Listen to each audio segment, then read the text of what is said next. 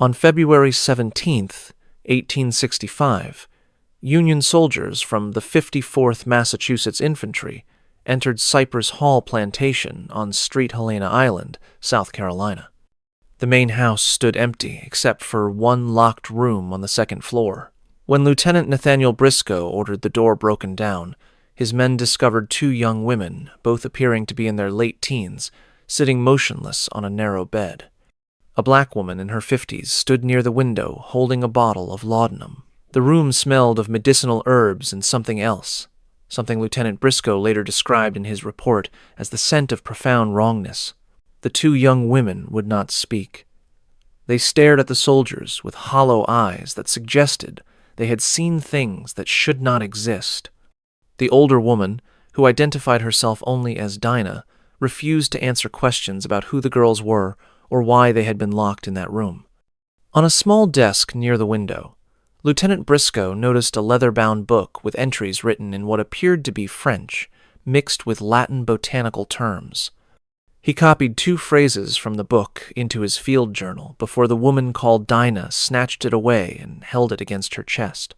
The phrases Briscoe copied were Semis e avec b a Michaelmas 1854 and Greffe a pleur de morteau.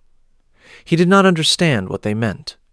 The book disappeared 3 months later, when Cypress Hall burned to the ground under circumstances that were never adequately explained.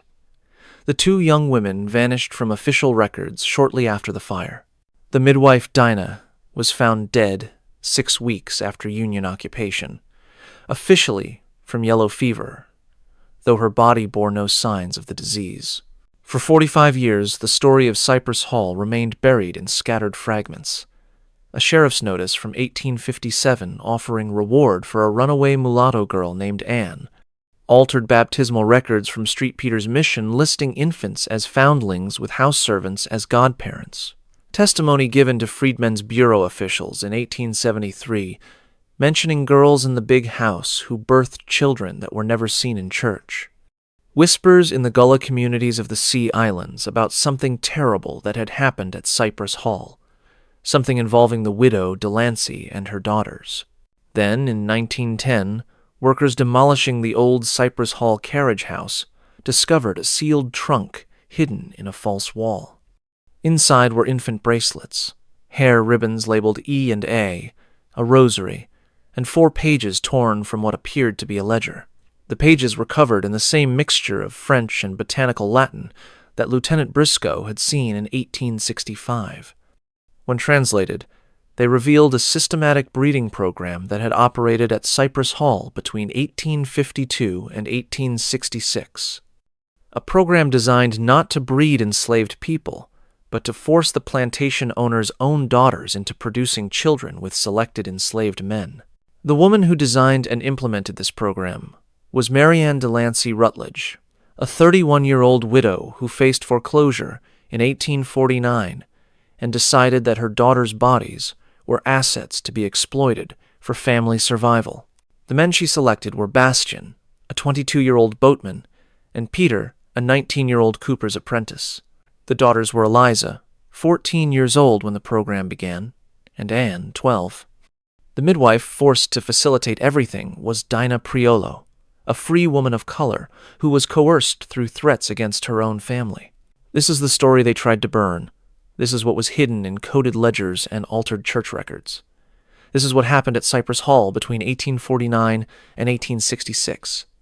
And this is why the evidence keeps surfacing even now, over a century later, in the genealogy of Beaufort County families who share surnames from both the plantation house and the quarters, who carry green eyes and auburn hair that appear in family lines where they should not exist, according to official records.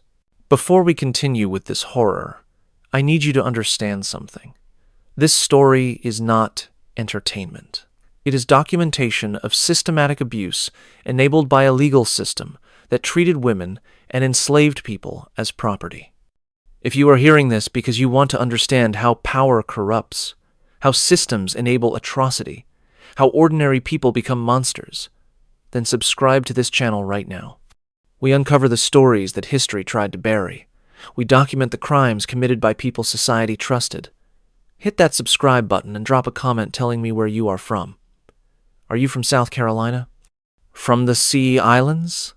Do you know the hidden histories of your own community? Tell me. Now let us go back to Street.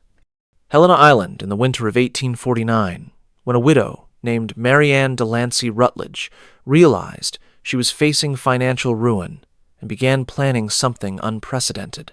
Street Helena Island in 1849 was part of the Sea Island chain off the South Carolina coast, a landscape of salt marshes and tidal creeks and moss-draped live oaks.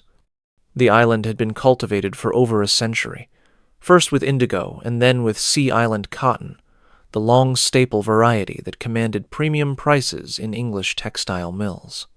By the 1840s, the soil was depleted, yields were declining, and plantation owners faced increasing debt as cotton prices fell while operating costs rose. Cypress Hall Plantation covered 800 acres on the eastern side of Street Helena Island.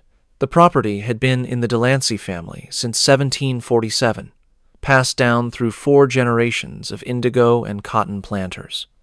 The main house was built in 1798, a 2-story structure of tabby construction, that mixture of oyster shells, lime, sand, and water that characterized coastal South Carolina architecture. The house sat on a slight rise overlooking a tidal creek that connected to Port Royal Sound. Live oak trees surrounded the house, their branches heavy with Spanish moss that moved in the constant sea breeze. Marianne Delancey had been born in 1818 to a Charleston merchant family. She had received an excellent education, tutored in literature, natural philosophy, French, and mathematics. She had been taught to observe carefully, to record data systematically, to approach problems with analytical thinking. These skills, intended to make her an accomplished wife for some wealthy planter or merchant, would eventually be turned to purposes her tutors could never have imagined. Marianne had married Thomas Rutledge in 1837 when she was 19 and he was 42. Thomas owned Cypress Hall and 63 enslaved people. The marriage had been arranged by Marianne's father, who saw it as an appropriate match between established families. Marianne had produced 2 daughters, Eliza born in 1838 and Anne born in 1840. Thomas had seemed satisfied with his young wife and his growing family. But Thomas had been a poor manager. He gambled on cotton prices, borrowed heavily to finance expansion when he should have been reducing debt, and made a series of investments in shipping ventures that failed spectacularly. By 1847, Cypress Hall was mortgaged to the limit. By 1848, Thomas was negotiating with creditors to avoid foreclosure. In March of 1849, Thomas contracted yellow fever during a trip to Savannah and died within a week. Marianne was 31 years old, suddenly widowed, with 2 daughters and a plantation drowning in debt. The numbers were brutal. Cypress Hall owed $14,000 to various creditors. The property, equipment, and enslaved workers were worth approximately $22,000 if sold at fair market value. But forced sales never brought fair market value. If Cypress Hall went to auction, Marianne would be lucky to clear the debts with nothing left for herself and her daughters. She would be a penniless widow, dependent on her family's charity, watching her daughters grow up with no inheritance, no prospects, no future except marriages to whoever would accept girls with no dowries. Marianne spent the spring and summer of 1849 reviewing the plantation's financial records, trying to find some path to survival. She examined every option. She could sell some of the enslaved workers to raise immediate capital, but that would reduce the plantation's productive capacity and make future earnings even lower. She could try to negotiate extensions with creditors, but creditors were not interested in extensions when they could force a sale and recover their money immediately. She could appeal to her family in Charleston for loans, but her family was facing its own financial difficulties in the depression that had gripped the South since the Panic of 1837. By August of 1849, Marianne had accepted that conventional solutions would not work. She needed something radical, something unprecedented. something that would generate value without requiring capital she did not have. She began thinking about what assets she actually controlled. The land was mortgaged. The enslaved workers were pledged as collateral. The equipment was worthless without the land and workers to use it. But there were assets creditors had not considered, assets that existed in a legal category that made them both vulnerable and potentially valuable. Her daughters, Eliza, 11 years old, Anne, 9 years old. Under South Carolina law, children belonged to their mothers until they reached majority or married. Marianne's daughters were hers to control completely. Their bodies, their futures, their reproductive capacity. And in a society where bloodlines determined status, where inheritance flowed through carefully documented family connections, where race and legitimacy were obsessively tracked and recorded, Marianne began to see a possibility. What if she could anchor the plantation's inheritance, not in legal documents that creditors could seize, but in bloodlines that creditors could not touch? What if she could create children who were biologically connected to both the plantation owner's family and to the enslaved labor force, children whose existence would complicate any attempt to divide and sell the property? What if she could use her daughters' bodies to produce a generation of children whose legal status would be ambiguous enough to delay creditors while providing Marianne with leverage to negotiate better terms? The idea was monstrous. Marianne knew that. But she was not concerned with morality. She was concerned with survival. She had been raised in Charleston society, where enslaved people were bred like livestock, and where women's bodies were treated as reproductive resources to be managed by fathers and husbands. Marianne simply proposed to extend those principles in a new direction. She would breed her own daughters with selected enslaved men, document everything carefully to maintain control, and use the resulting children as both assets and legal complications that would protect the plantation from immediate seizure. Marianne spent September and October of 1849 developing her plan. She approached it with the same systematic thinking she had learned in her natural philosophy studies. She needed to identify suitable men for breeding based on observable physical characteristics. She needed to control timing to avoid suspicion from neighbors or authorities. She needed to document everything in a form that would serve as proof of bloodlines, while remaining obscure enough that casual observers would not understand what they were seeing. And she needed to ensure cooperation from everyone involved through a combination of authority, coercion, and carefully managed dependencies. She began by creating what she called the breeding ledger. She purchased a leather-bound journal with high-quality paper that would last for years. She developed a cipher system using French and Latin botanical terminology. Greffe meant graft, referring to forced pairing.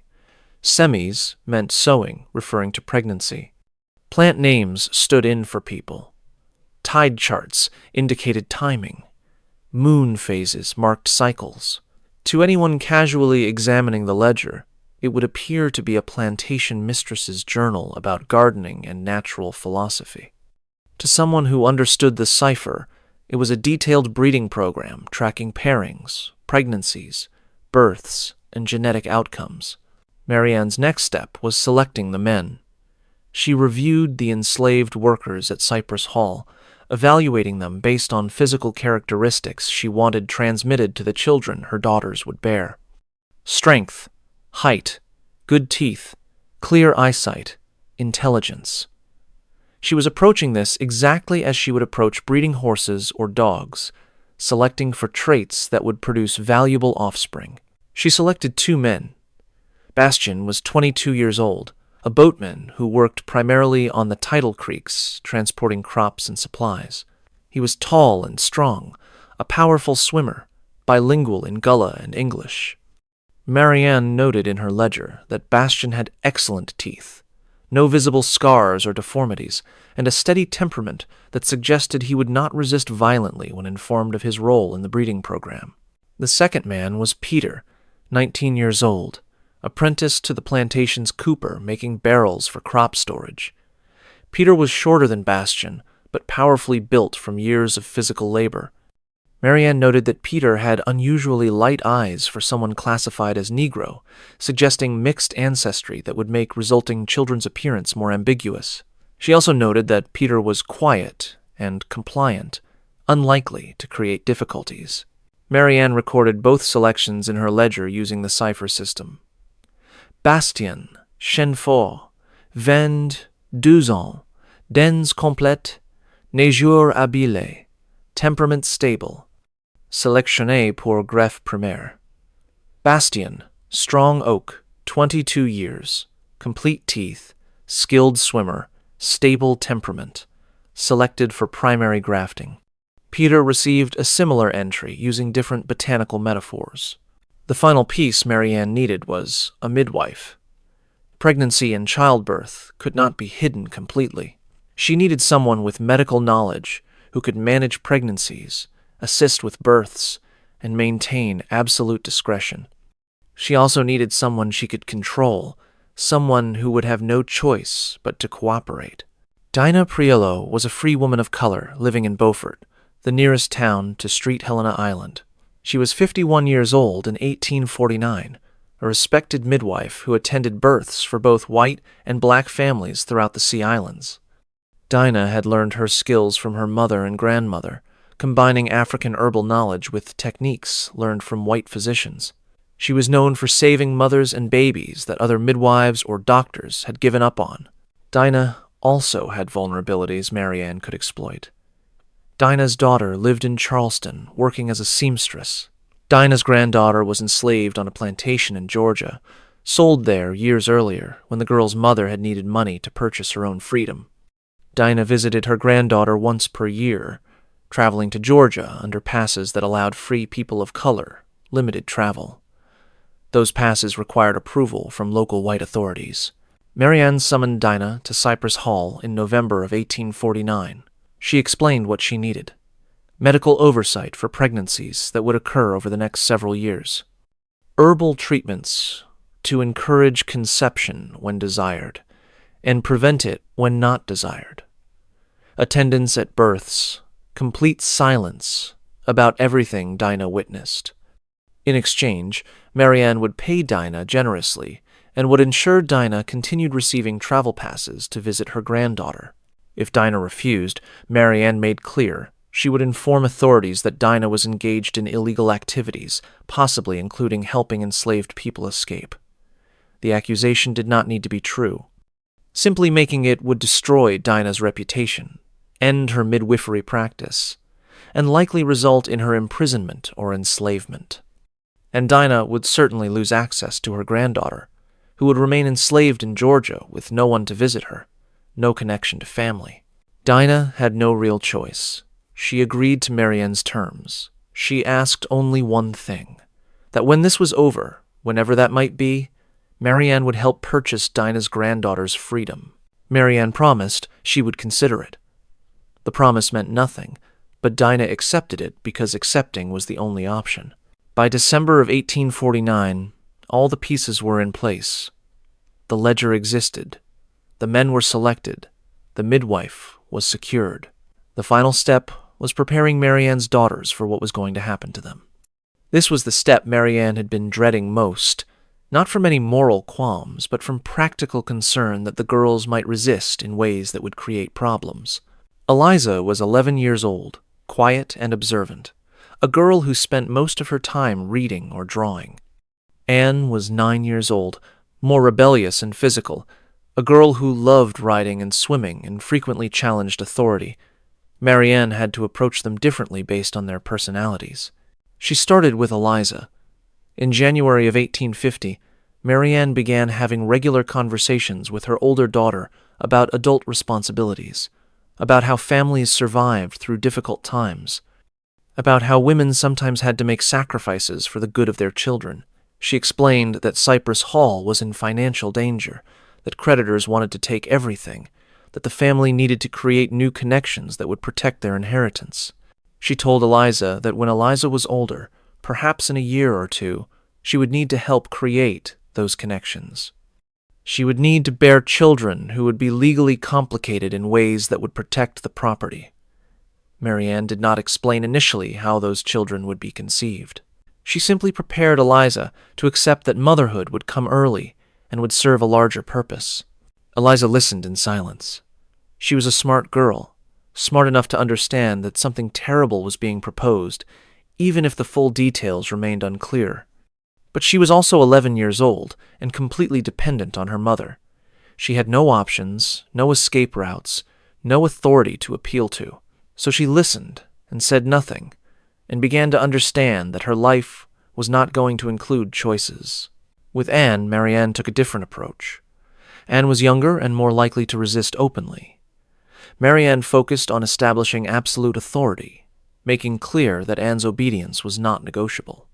She began restricting Anne's movements, keeping her closer to the house, limiting her interactions with anyone outside the immediate household. She framed this as protection, explaining that the world was dangerous for young girls, that Anne needed to stay safe. By the spring of 1850, Marianne was ready to begin. But she decided to wait 2 more years. Eliza needed to be older, needed to be physically mature enough to conceive and carry a pregnancy. Marianne was methodical about this. She was not going to risk her daughter's death in childbirth if she could avoid it. Dead daughters served no purpose. She would wait until Eliza was at least 13, preferably 14.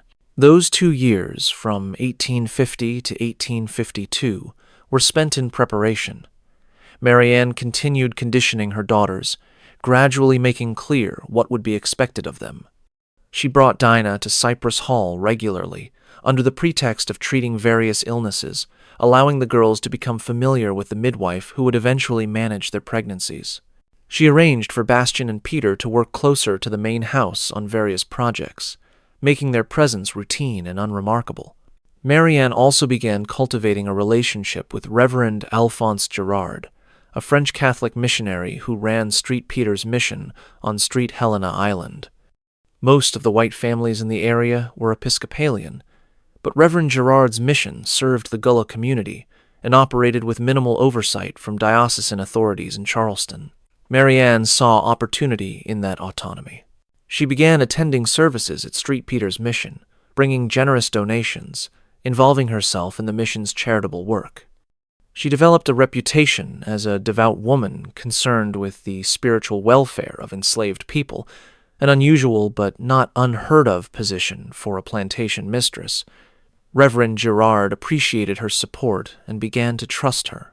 In conversations over tea at the mission rectory, Marianne gradually introduced ideas about baptism and legitimacy, about how children born in unfortunate circumstances could still be brought into the church, about how charitable interpretation of sacramental law might allow for flexible documentation. Reverend Girard, who had spent years navigating the complicated intersection of church doctrine and slave society, understood what Marianne was suggesting. She was preparing him to baptize children whose parentage would be irregular, children who needed to be documented in ways that would not raise questions from casual observers. Reverend Girard had his own reasons for cooperation. St. Peter's Mission operated on donations that came primarily from plantation owners. If Marianne withdrew her support, the mission would struggle. More importantly, Reverend Girard was French, an outsider in South Carolina society who had learned that survival required accommodation with local practices he might personally find distasteful. He rationalized that baptizing children, regardless of circumstances of their conception, was better than leaving them unbaptized. He could tell himself he was serving God's purpose, even as he enabled Marianne's scheme. By the spring of 1852, everything was ready. Eliza was 14 years old, physically mature, ready to begin the breeding program. Marianne recorded the decision in her ledger on April 1st, 1852. Semis-y avec B, commencer à la pleine lune de Mai. Sowing E with B, begin at May's full moon. She was timing the first pairing to the lunar cycle because she believed, based on her reading of natural philosophy texts and agricultural treatises, that conception was more likely during certain phases of the moon. On May 7th, 1852, Marianne informed Eliza that the time had come. She explained in clinical terms what would happen. Bastien would come to Eliza's room that evening. Eliza would do what Bastien required. This would continue regularly until Eliza became pregnant. Once pregnant, Eliza would be isolated in a back room of the house where visitors would not see her. After the birth, Dinah would care for the infant until arrangements could be made. Eliza said nothing. She had known this was coming for 2 years. She had hoped it might not happen, that some miracle might intervene, that her mother would change her mind. But she had also been realistic enough to understand that hope was pointless. This was going to happen, regardless of what she wanted. Her only choice was whether to comply quietly or resist and face whatever punishment her mother would devise for resistance. Eliza complied. That night, Bastien came to her room as instructed. What happened there is not documented in detail anywhere in the surviving records. Marianne's ledger contains only the cryptic entry, Premier greffe accompli, first grafting accomplished. Bastien left no written record of his experience or feelings. Eliza's own testimony, if she ever gave any, has not survived. But we know what happened because we know the result. Eliza became pregnant in June of 1852, according to timing documented in Marianne's ledger. By October, the pregnancy was obvious. Marianne moved Eliza to a small brick room that had been constructed under the rear gallery of the house.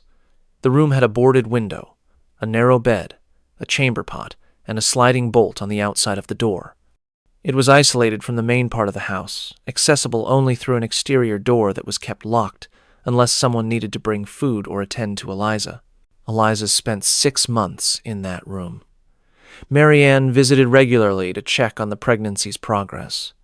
Dinah came weekly to examine Eliza and provide herbal treatments to ensure the baby developed properly. No one else saw Eliza during those months.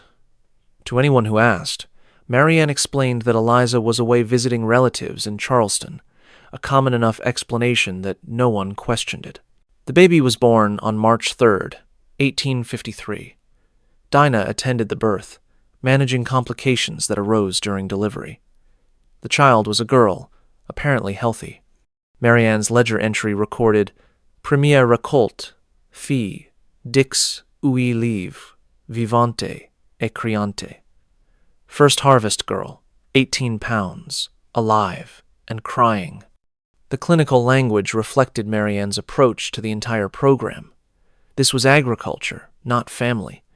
The baby was a product, not a granddaughter. 3 days after the birth, Reverend Girard came to Cypress Hall. He baptized the infant using the name Marie, registering her in St. Peter's Mission records as Exposita Domus, a foundling of the house. The godparents listed were 2 enslaved household workers, which was unusual but not unprecedented in records involving children of ambiguous status. The entry was carefully worded to suggest charitable care of an abandoned child, rather than anything more complicated. The baby Marie was given to an enslaved woman named Ruth, who had recently lost her own infant. Ruth would nurse Marie and raise her in the quarters. Marianne's plan was to eventually claim Marie as a ward of the plantation, someone whose labor belonged to Cypress Hall but whose exact legal status remained deliberately vague. Was Marie enslaved or free? Was she related to the Rutledge family or not? The ambiguity was the point. It created complications that would make it harder for creditors to cleanly divide and sell the property. Through all of this, Eliza had remained silent.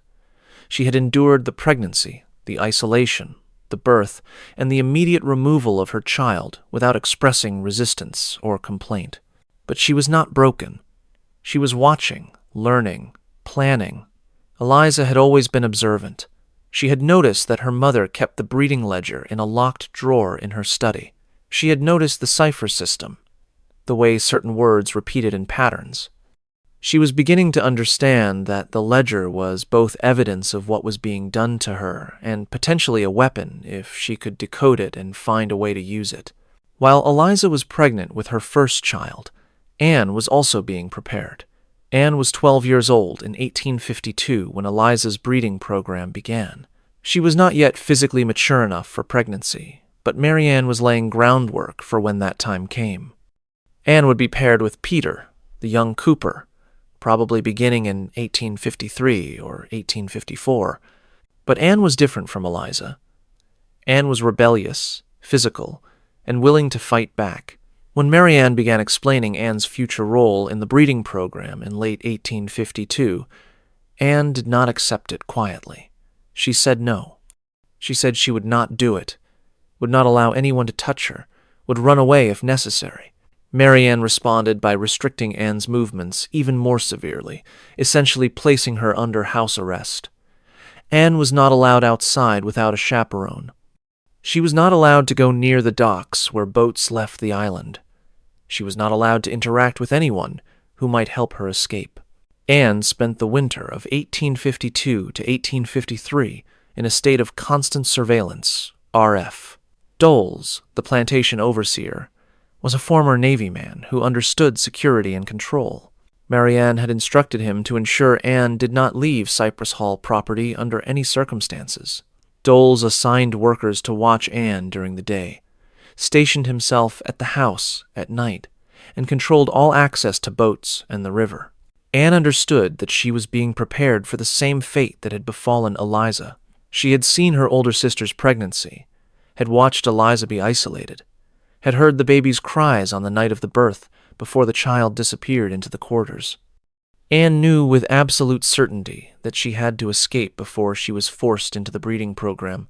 She would rather die trying to escape than endure what Eliza had endured. In late spring of 1853, Anne attempted her escape. She waited for an evening when Doles was occupied, overseeing work at the cotton gin. She slipped out of the house and made her way to the dock where Cypress Hall kept several small boats for fishing and transportation. Anne had been a good swimmer and sailor since childhood. She knew the tidal creeks and rivers around Street Helena Island. She planned to take one of the skiffs, sail across Port Royal Sound to the mainland, then make her way north somehow, to freedom. But Anne had miscalculated. One of the workers watching the dock had seen her approach. He had alerted Doles, who reached the dock before Anne could cast off. She fought, trying to push the skiff away from the dock, while Doles grabbed at her. She actually made it into the boat and picked up one of the oars to use as a weapon. But Doles was a grown man, a former sailor who knew how to handle himself in physical confrontations. He pulled Anne from the boat, restrained her, and dragged her back to the main house. What happened next was intended to break Anne completely, to make her understand that resistance was pointless. Mary Ann had Anne flogged. The punishment took place in the yard, behind the main house, with all the household workers forced to watch. 20 lashes administered by Doles while Anne screamed and begged and finally just sobbed. Dinah, the midwife, stood watching with tears running down her face, forbidden from intervening. When it was over, Anne was carried to the small brick room under the rear gallery where Eliza had been isolated during her pregnancy. Anne would remain locked in that room for the next 4 months while her back healed, and while Mary Ann determined whether she had been sufficiently broken to proceed with the breeding program. If you are hearing this story and feeling horrified by the systematic nature of this abuse, by how Mary Ann weaponized pregnancy and birth and motherhood itself, I need you to share this video. Hit that like button to support content that documents these atrocities. And tell me in the comments what you think justice would look like for something like this. There was no justice at the time. The law protected Mary Ann absolutely. She had every legal right to do what she was doing to her daughters and to the enslaved people under her control. So what does accountability look like when legal systems enable horror? Let me know your thoughts. Now, let us continue with what happened after Anne's failed escape and how Eliza began fighting back in the only way she could. Anne remained in the locked room for 4 months, from June through September of 1853.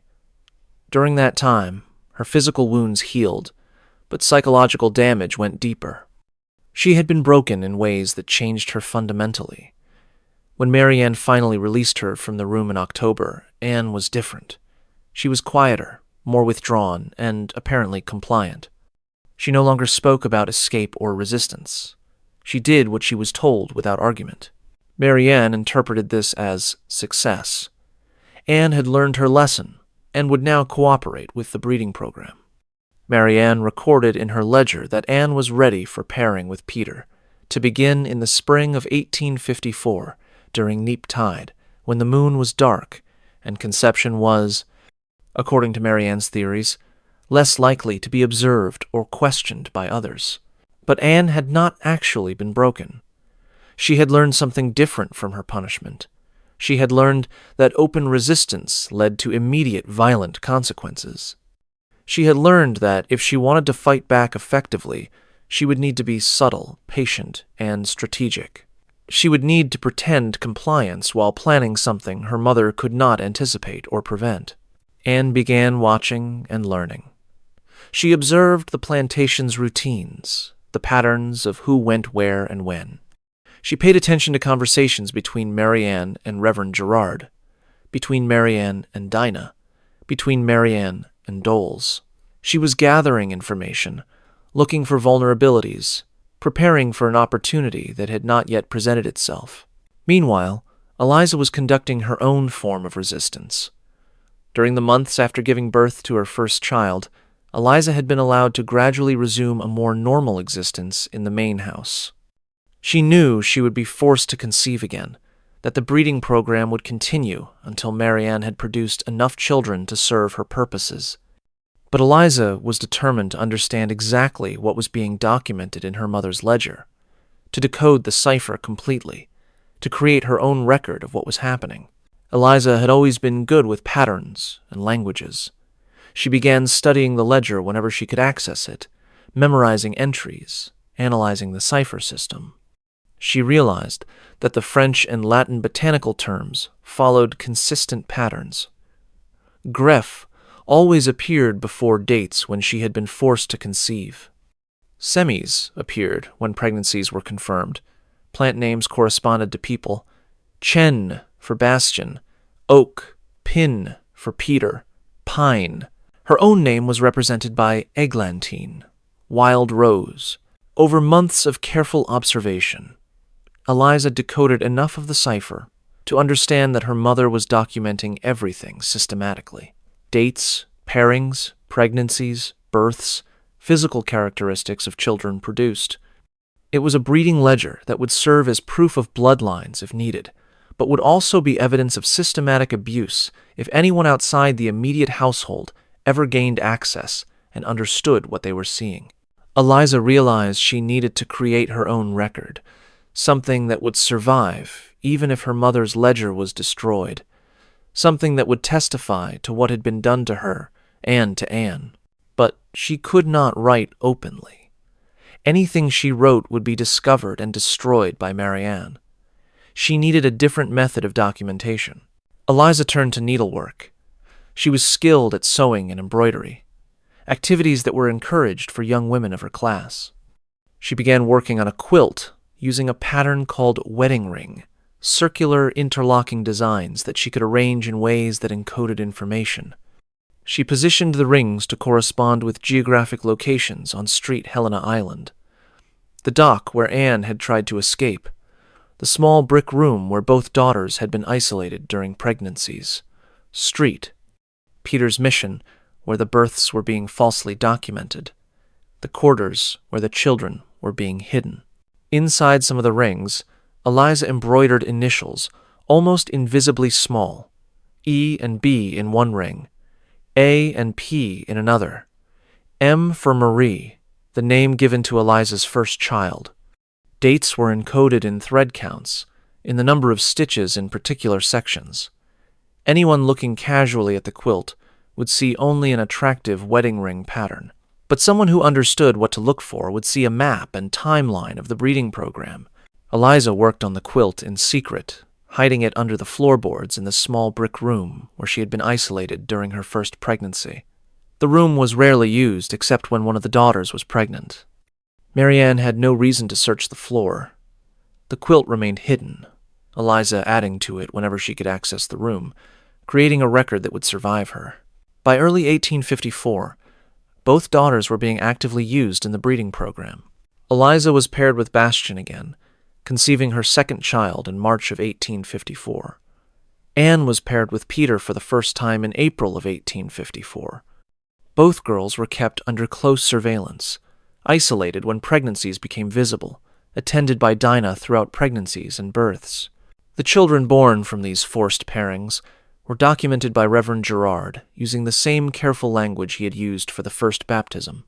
Exposita domus, or expositus domus, depending on the child's sex. Foundlings of the house. The godparents were always enslaved household workers. The children were given to enslaved women to raise in the quarters.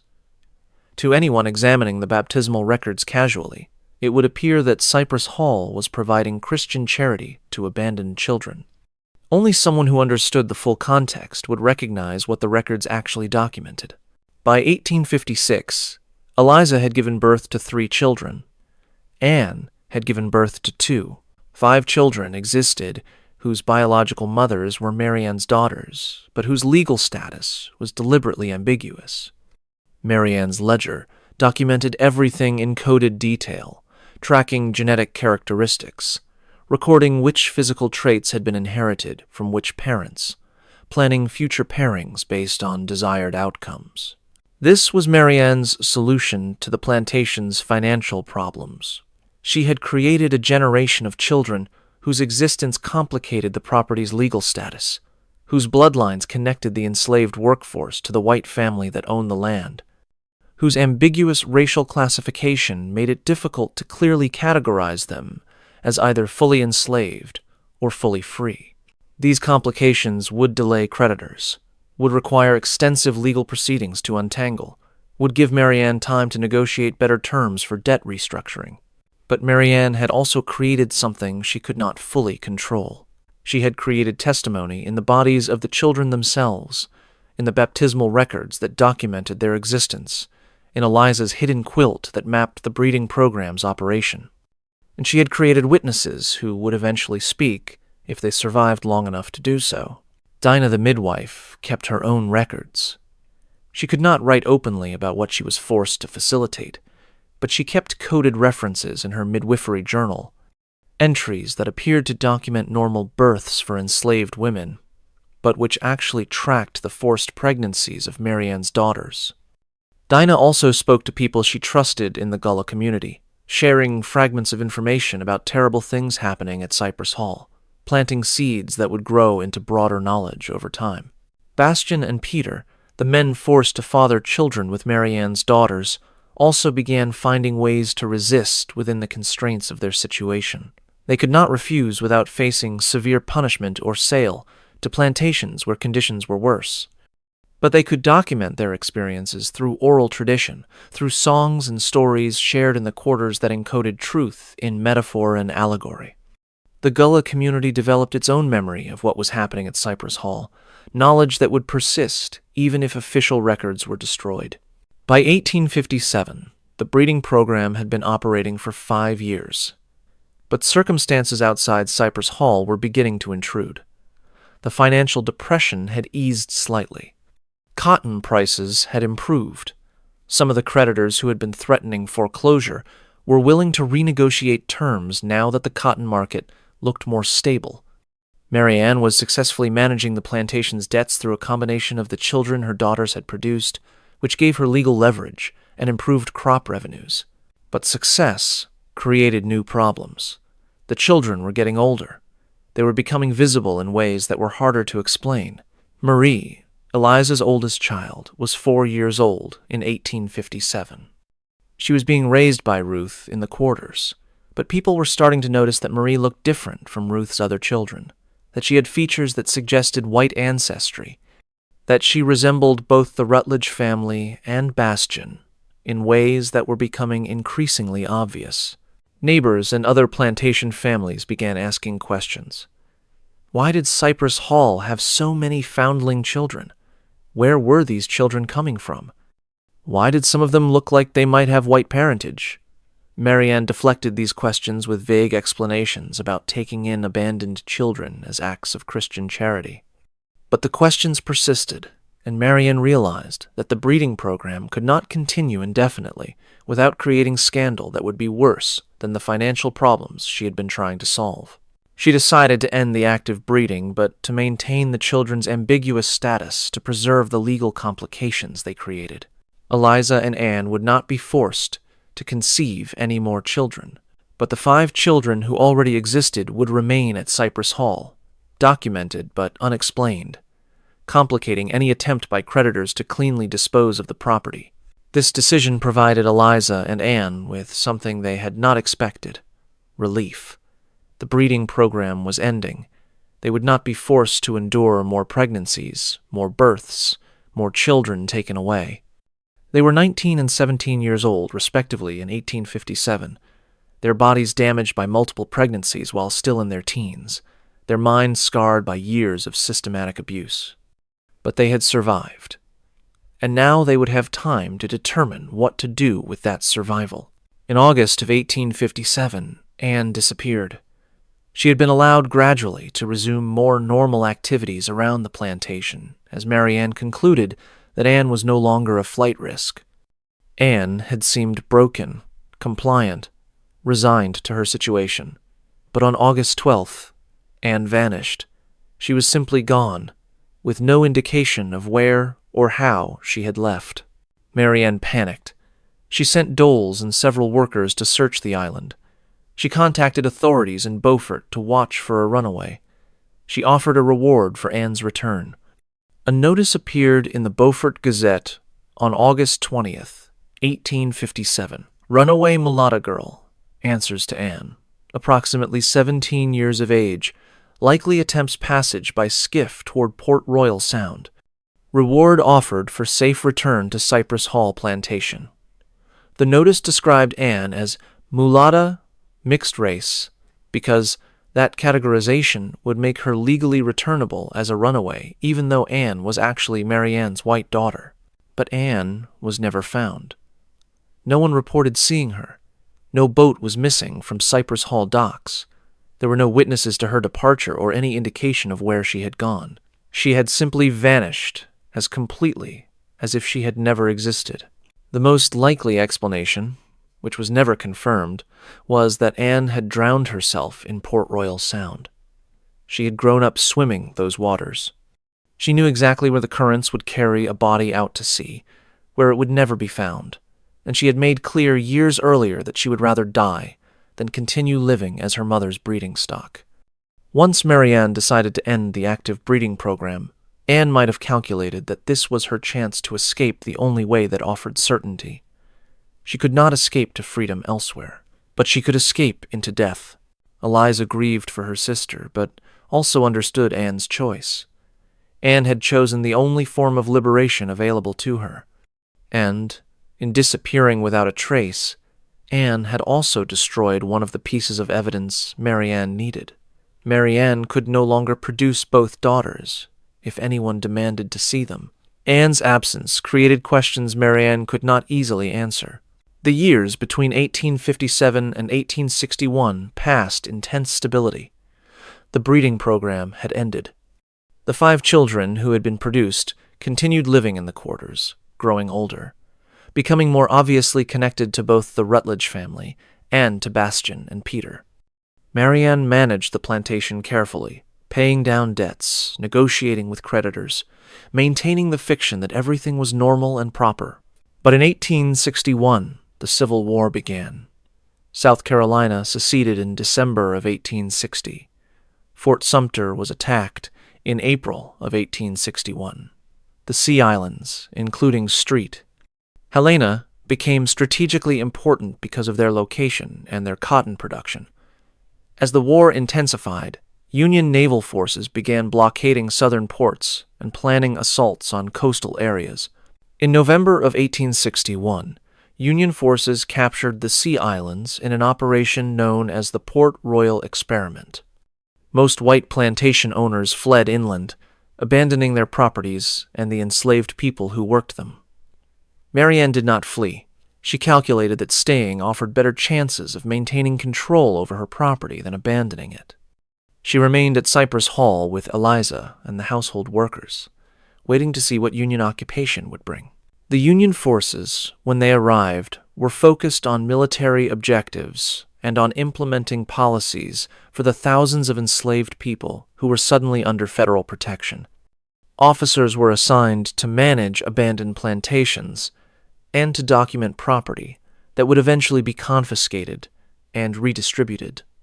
It was in this context that Lieutenant Nathaniel Briscoe was assigned to inspect Cypress Hall in February of 1865. Briscoe arrived with several soldiers, intending to conduct a routine inspection and inventory. But what he found was anything but routine. When he entered the main house, he discovered that one room on the second floor was locked from the outside. When he demanded the key, Marianne initially refused, claiming the room contained nothing of military significance. Briscoe ordered the door broken down. Inside, Briscoe found Eliza, now 26 years old, sitting on a bed with another young woman whom Marianne later claimed was a cousin visiting from Charleston. Also in the room was Dinah Priolo, holding a bottle of laudanum and looking terrified.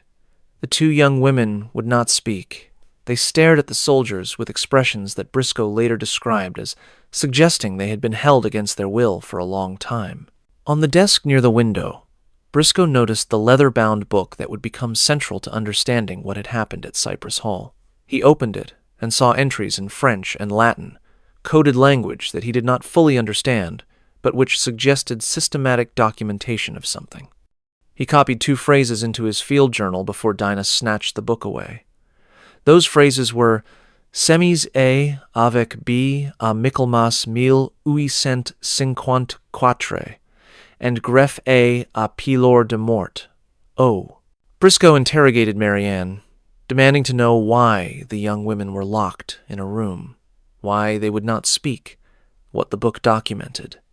Marianne claimed the women had been ill, that she had been protecting them from infection, that the book was simply a plantation journal documenting agricultural activities. Briscoe did not believe her, but he was not sure what crime was being committed. The women in the room appeared to be white, which meant they were not enslaved people who required federal protection. If they were being held against their will, that was a matter for civil authorities, not military occupation forces. Briscoe filed a report noting irregularities at Cypress Hall, but recommending no immediate military action. He assigned soldiers to quarter at the plantation to maintain order, but he did not arrest Marianne or forcibly separate her from Eliza. The situation remained unresolved, waiting for some civilian authority to investigate when the war ended and normal legal processes resumed. The breeding ledger disappeared 3 months after Briscoe's inspection. In May of 1865, Cypress Hall burned. The fire started in the early morning hours, spreading quickly through the dry wooden structure of the main house. By the time people realized what was happening and organized efforts to fight the fire, most of the house was engulfed. The house burned to the ground, destroying everything inside, including furniture, records, and, most importantly, Marianne's breeding ledger. The cause of the fire was never determined. Some people believed it was accidental, a knocked-over candle or a spark from the kitchen fire. Others believed Marianne had set it deliberately to destroy evidence before federal authorities could examine the ledger and the baptismal records and the other documentation of the breeding program. A few people whispered that Dinah, or one of the enslaved workers, had started the fire as an act of revenge or justice. Whatever the cause, the fire accomplished its purpose. The physical evidence of the breeding program was destroyed. The ledger was gone. Marianne claimed that all her plantation records had been lost in the fire, making it impossible to verify any claims about property, finances, or family relationships. She began rebuilding immediately, constructing a smaller house on the same site, preparing to continue operating Cypress Hall after the war ended. But within a month, another death occurred. Dinah Priolo was found dead in her cottage in Beaufort in June of 1865. The official cause was listed as yellow fever, though there was no outbreak of yellow fever in the area at that time, and Dinah's body showed no signs of the disease. The more likely explanation was that Dinah was murdered, either by Marianne or by someone Marianne hired, to eliminate a witness who could testify about the breeding program. With Dinah dead and the ledger destroyed, the only witnesses who could provide direct testimony about what had happened at Cypress Hall were Eliza, the 5 children born from the forced pairings, Bastian, Peter, and the enslaved workers who had witnessed fragments of the program over the years. But none of these people had legal standing to bring charges. Eliza was Marianne's daughter, under her mother's legal authority until she married or reached age 21. The children were minors with ambiguous legal status. The enslaved workers were not recognized as credible witnesses in South Carolina courts. The war ended in April of 1865. Reconstruction began, bringing social and legal upheaval, but also continuation of many old power structures. Marianne navigated Reconstruction carefully, presenting herself as a loyal Unionist who had remained on her property to protect it from looters, who had maintained good relationships with the formerly enslaved workers, who was committed to adapting to new social realities. She was allowed to keep Cypress Hall, though she lost most of her workforce as formerly enslaved people left the plantation to seek opportunities elsewhere. Bastian left Street Helena Island in 1866, traveling north to Philadelphia, where he established himself as a boat builder. He never spoke publicly about what had happened at Cypress Hall, but he told his children, and they passed the story down through generations. Peter stayed in the area, working as a cooper in Beaufort, but he also kept silent about the breeding program, understanding that speaking openly would accomplish nothing except bringing attention to children who were better off if their parentage remained obscure. Eliza married in 1867, at age 29. Her husband was a Union veteran from Massachusetts who had been stationed in South Carolina during Reconstruction and had decided to stay. The marriage removed Eliza from Marianne's legal control and provided her with a degree of independence she had never had before. Eliza and her husband moved to Charleston, far enough from Cypress Hall that Eliza would not have to see her mother regularly. But Eliza never spoke publicly about the breeding program either. She had survived, had escaped, had built a new life. Speaking openly about what had been done to her would only create scandal that would damage her and the 5 children she had been forced to bear. Silence seemed like the better option, even though silence meant allowing her mother to escape accountability.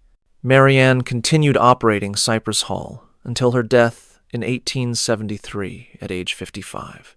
She died of pneumonia, a common enough cause for someone living in the damp coastal climate. She was buried in the Cypress Hall Cemetery with a simple marker noting her name and dates. No one attended her funeral except the minister and 2 workers who filled in her grave. After Marianne's death, Cypress Hall passed to distant relatives who had no direct knowledge of the breeding program. They sold the property in 1875 to a northern investor interested in Sea Island cotton production. The property changed hands several more times over the following decades, gradually declining as cotton cultivation became less profitable and the Sea Islands shifted toward other economic activities. But evidence of the breeding program kept surfacing.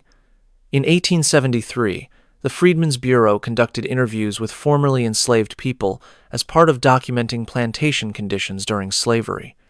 One testimony, given by a woman who had worked in the quarters at Cypress Hall, mentioned girls in the big house who birthed children that nobody saw in church, children that went to the quarters and were raised by other mothers.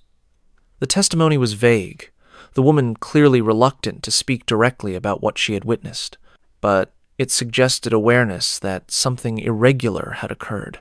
In 1876, a researcher studying baptismal records at Street, Peter's Mission, noticed the unusual cluster of foundling entries between 1853 and 1857, all listing godparents who were enslaved workers from Cypress Hall. The researcher noted this in an article about Gula religious practices, but did not investigate further or draw any conclusions about what the pattern might indicate.